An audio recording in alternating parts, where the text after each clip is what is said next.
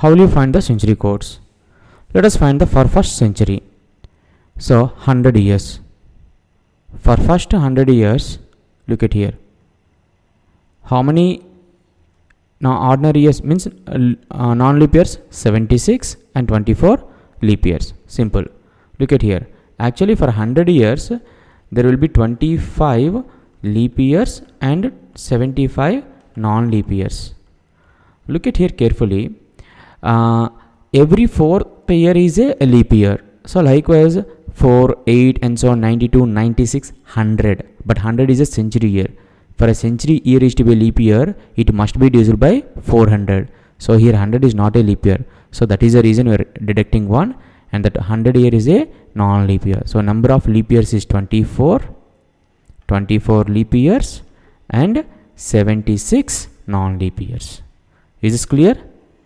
Now every leap year has 2 odd days. So 24 into 2, 48. That is the reason we are writing here 24 into 2 plus every leap year has 1 odd day. So 76 into 1. Total will get 124 days. So when 124 divided by 7 leaves a remainder 5. So for 100 years, how many odd days are there?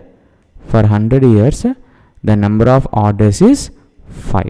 For 100 years, the number of odd days is 5. This is what we are writing here. Okay. For 200 years, 5 into 2. 5 into 2 and how much? 10. When 10 divided by 7, how much remainder will get? 3. So for 200 years, number of odd days is 3. For 300 years, 5 into 3. Because for 100 years, 5 odd days. For 300 years, 5 into 3. So 15. 15 divided by 7. What is the remainder? 1. So 1 odd day. For 300 years, number of odd days is 1. Look at here carefully. For 400 years, 5 into 4, 20. But here 400th year is a leap year. This 400th year is a leap year. So you'll get 1 more odd day because a leap year contains 2 odd days. For that reason, we're adding 1 here. Okay. So 5 into 4 plus 1, 21. When 21 divided by 7, what is the remainder? 0. It means for 400 years, the number of odd days is 0. Similarly, for 800 years, number of odd days is 0. For 1200 years, number of odd days is 0. For 1600, number of odd days is 0.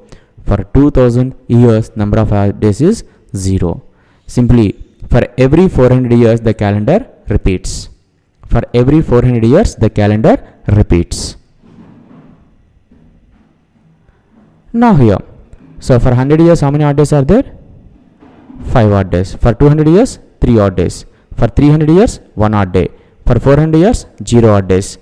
For every 400 years, the calendar repeats, so 0 odd days. For example, for 1600 years, how many odd days is there? 0. Because 1600 years is 0. Because it is a multiple of 400.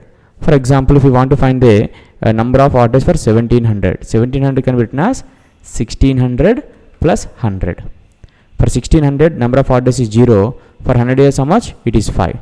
So for 1700, number of odd days is 5. For 1800 century code, we simply can say the century code 1600 plus 200. For 1600, it is 0. For 200, how much? It is 3. So for 1800, the number of odd days is 3. And 1900, how you can write? 1600 plus 300.